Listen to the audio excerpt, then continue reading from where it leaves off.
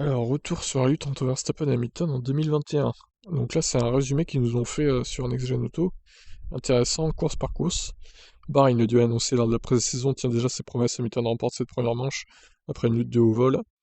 Avec son rival néerlandais, le championnat est lancé, 25-18 pour Hamilton. Verstappen, à Imola, répond au pilote en l'emportant, non sans avoir poussé son rival au départ. Hamilton remonte jusqu'en deuxième position après une sortie de piste et profite du meilleur tour en course pour garder la tête au championnat. 44 pour Hamilton, 43 pour Verstappen. Portugal, deuxième succès de la saison pour Hamilton qui garde Verstappen à distance respectable tout le Grand Prix. 69-61. Putain, le Portugal, je me rappelle même plus quoi. Ça devait pas être une grande course, hein. Espagne, malgré un meilleur envol de Verstappen, Hamilton enchaîne un deuxième succès consécutif et prend une légère avance au championnat, 94-80. Alors Monaco, là, pour le coup, grosse contre-performance de Mercedes, hein. Pour la première fois de la saison, les deux hommes ne terminent pas aux deux premières places d'un Grand Prix. Verstappen profite du retrait de Leclerc pour signer une victoire dominante, tandis qu'Hamilton passe au travers de son week-end. Il doit se contenter de la 7ème place. Donc Verstappen 105, Hamilton 100. Azerbaïdjan. Verstappen était sur le point de l'emporter lorsque son pneu a explosé en pleine ligne droite à quelques tours de l'arrivée. Hamilton se manque au restart en pressant involontairement le bouton de répartition des freins et termine hors du top 10. Putain, quelle erreur Lewis, quelle erreur, là t'avais une victoire facile, putain de merde. Et je l'ai dit à ce moment-là, putain ça se trouve ça va se jouer à la fin de la saison. Eh oui, ça s'est joué à la fin de la saison, c'est terrible. Là il avait soit 25 points, soit 18 à prendre. Parce que Perez aurait peut-être poussé pour gagner quand même. Mais c'était soit l'un soit l'autre quoi. Et là ça aurait tout changé quoi. Putain, quel gâchis aussi ça. Alors, c'est pas de bol hein, pour Verstappen, hein, mais bon c'est comme ça, hein, il a pas eu de bol à la crevaison. Il a pas été aidé par ça, c'est clair.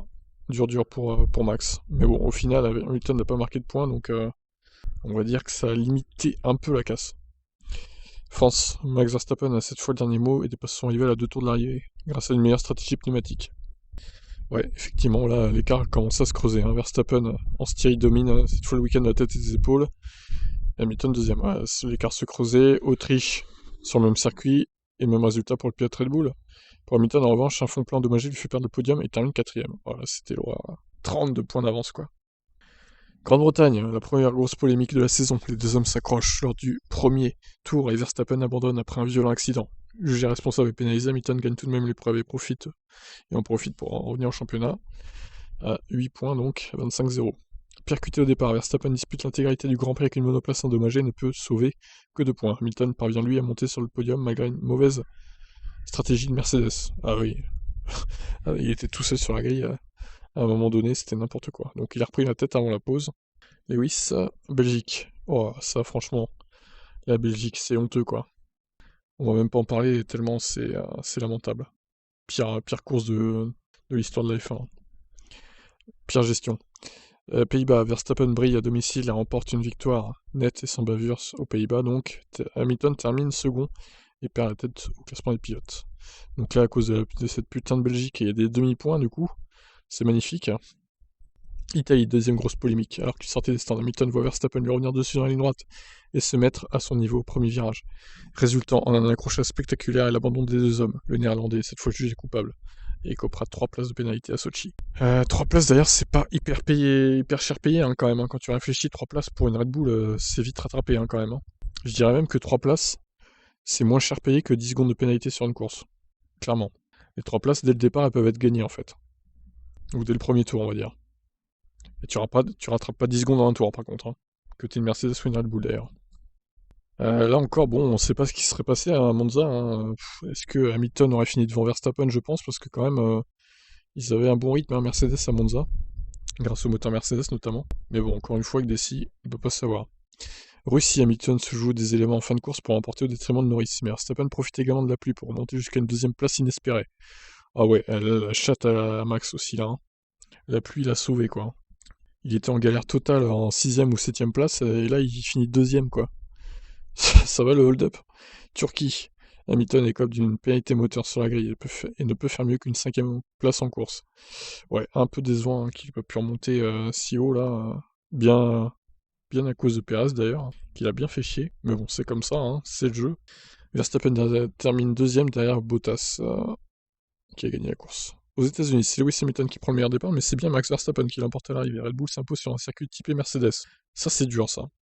Là, moi, je croyais que c'était terminé après le Mexique, hein, vraiment. Verstappen confirme que sa monoplace semble la plus performante en n'étant jamais menacé pour la victoire au Mexique.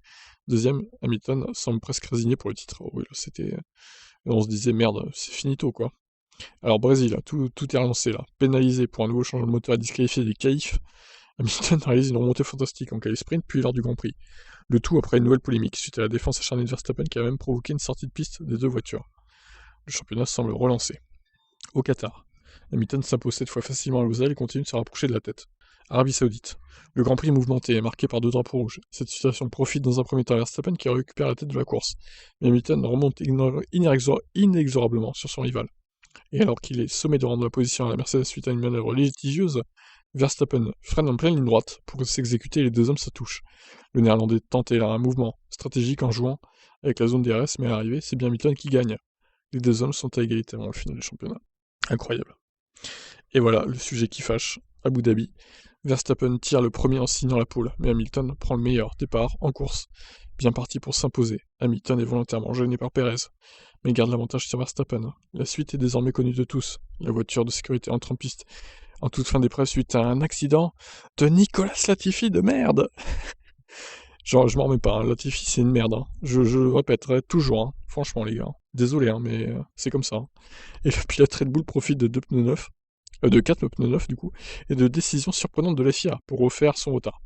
Le dernier tour est déjà entré dans la légende de la Formule 1 et Verstappen dominait tout le Grand Prix, dépasse Hamilton sur le fil en piste et au championnat pour s'adjuger son premier titre de champion du monde. Voilà, voilà, bah écoutez, voilà, le résumé de la saison, plutôt court et intense finalement, ce résumé, c'est plutôt bien, hein. J'ai bien aimé. Donc voilà. Donc au final, bah, les deux ont eu leur lot de malchance, leur lot d'accrochages qui les ont empêchés de reprendre des points sur l'autre aussi.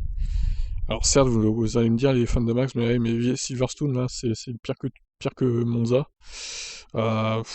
Ouais, peut-être un peu quand même, c'est sûr, parce que 25-0, évidemment, ça fait mal. Par contre, Monza, moi, je suis quasi certain que Hamilton aurait fini devant Verstappen à la course, pendant la course. Hein. Il aurait dépassé, il aurait terminé devant, je pense. Je suis quasiment certain.